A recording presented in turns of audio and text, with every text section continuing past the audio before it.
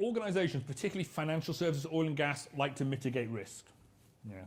Be seen to mitigate risk. There's nothing wrong with that at all. I'm not arguing against that. But the thing that kills more people and destroys, huge shareholder value nearly always has never happened before. So mitigating, the hedge fund I work with, what they do, I don't know if anybody works in financial services, but Sir James Place guys here? I'm a client, just saying. Where was I? Oh yeah, the hedge fund guys, they will model the portfolio against previous financial disasters. Makes reasonable sense, apart from the fact that all the previous financial disasters are one-offs, and so that if it happens again, it will never look exactly like that. So how do you prepare for this sort of stuff that is potentially, just makes everything else irrelevant, but you really don't know what it's going to look like? So I'm going to give you a quick example. We did a show at Eastbourne, standard UK summer's day, low cloud, raining, hazy, horrible. We did our first pass in front of the crowd. We started going back out to sea and went into cloud. Not just any old cloud, really thick cloud. So much so that you lost sight of the aircraft around you. So 1 minute I'm flying the show, done it loads of times before, in the zone. The next minute I'm in cloud, disorientated. I'm flying no further away than I am for the end of this stage here. I can't see that aircraft. As the pilots lost sight of the other aircraft, they started to break out of the formation. And we ended up in 5 sections of aircraft in cloud underneath airspace used by Gatwick for commercial traffic. So, 1 minute I'm in the zone, almost not thinking about it, automatic.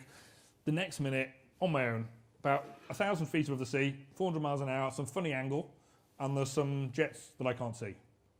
How do you resolve that sort of situation when, the unknown just bites you so badly? Now, to answer that, I need to give you a tiny bit of insight into flying. What does it take to be a good fighter pilot? Tall, good-looking, funny. I said that at a conference the other day, and there was a lady in the front row who literally laughed out loud at me. And I was like, let's not overplay this, I'll tell the jokes. What does it take? You ask people that question, you get answers like hand-eye coordination, spatial awareness, good at numbers. These things are all true, learning to fly. These are all in the 10% bucket, the things you have to nail down. What makes the difference between a good and exceptional fighter pilot is actually the ability to multitask, to constantly reprioritize in a fast-moving environment. And the problem is, in a very fast-moving environment with lots of variables, you will not make this up in the heat of the moment. You've got no time. You won't get it right. It's irrational. So we've worked it out beforehand, and actually both Floyd and Anne touched on this in different contexts about absolutely clear priorities. This was a really nice example about we're trying to go as far as possible, do science, do something else, make a film. You need to understand what is the priority here. So flying actually boils down to some simple stuff: aviate, navigate, communicate. There's no point in being lost, talking to somebody about being lost on the radio, if you're crashing into the sea at the time. It sounds silly, but it happens. Fly the plane. That's the ball you can't afford to drop. And you need to know that before the proverbial hits the fan. Fly the plane. Back in Eastbourne in the cloud, I put my attention on the flight instruments, rolled the aircraft the right way up, started climbing away from the sea, and turned away from the last known position of the rest of the jets.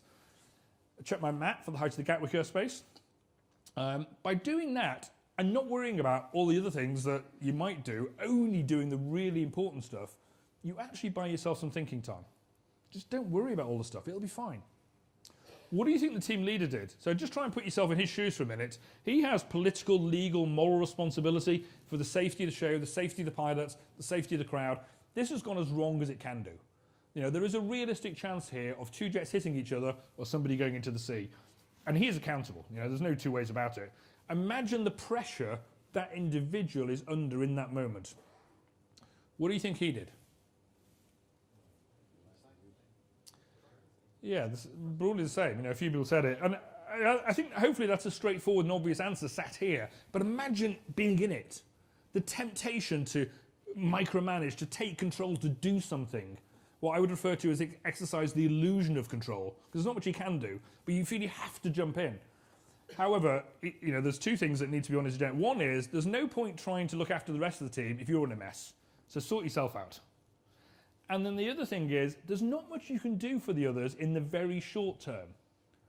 The other speakers touched on this in different contexts. They're well trained, they're professional. they will do something that's broadly makes sense. Just give them a tiny bit of time to do so. When you talk about empowerment, you know, it's easy. We talk about at a conference, I empower people. You know, this is when it matters. If they're empowered, just trust them. They will do something. And, you know, time's a bit compressed here. He came on the radio, you know, a minute later, and we deconflicted our headings and heights, headed to a rendezvous. That was the end of the show. Didn't bother going back. But, you know, a very fast-moving, difficult situation with no right answer was resolved quite quickly and effectively by having very simple, clear priorities to fall back on. I would suggest the more complicated and fast-moving your environment is, the simpler the priorities need to be, because you just haven't got time to work this stuff out.